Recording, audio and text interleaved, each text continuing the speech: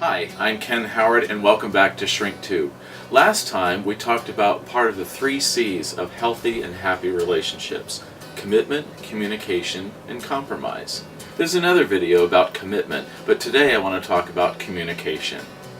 When people have problems in relationships, when I do couples counseling, I find that the problems in the relationship are usually one of 4 things. Problems emotionally, problems physically, problems domestically, and problems managing the other. Let me explain what I mean by that. Emotionally, it means that one or the other of the partners, their needs aren't being met. They need to communicate in order to get their emotional needs fulfilled.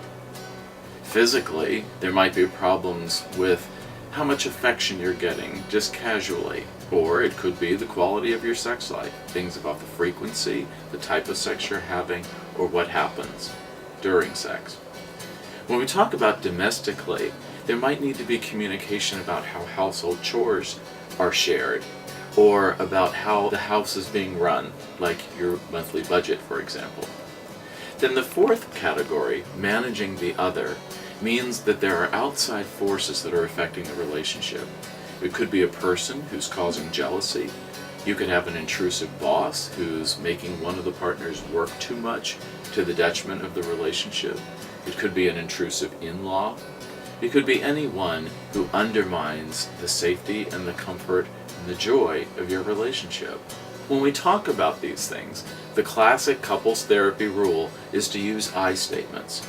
Begin statements with I feel or I felt. I felt embarrassed when last night you didn't introduce me to the coworker we ran into at the mall. Or I felt undermined when you let your mother change our plans that we had already made for the weekend. Speaking in I statements roots the communication in your feelings. It all starts with asking your partner to talk about your feelings.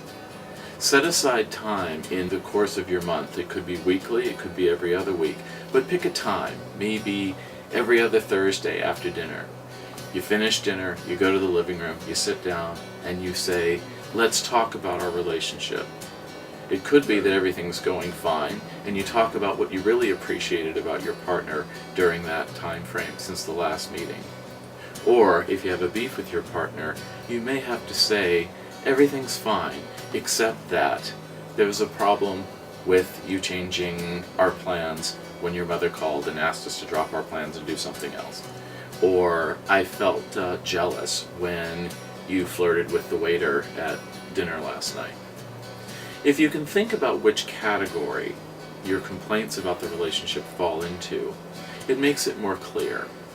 Now, in a future video, we'll talk about the idea of compromise, how you agree to try to do something different in your behavior if your partner agrees to also try to do something different about their behavior. Through communication, you build intimacy and you build a stronger relationship. For more information on the building blocks of healthy relationships, check out my book, Self-Empowerment, Have the Life You Want. There's a chapter in here on relationships and sex, as well as chapters on your mental health, your career, your finances, your community role, and your spirituality. It's available at lulu.com and also on Amazon in hardback, paperback, and Amazon Kindle versions.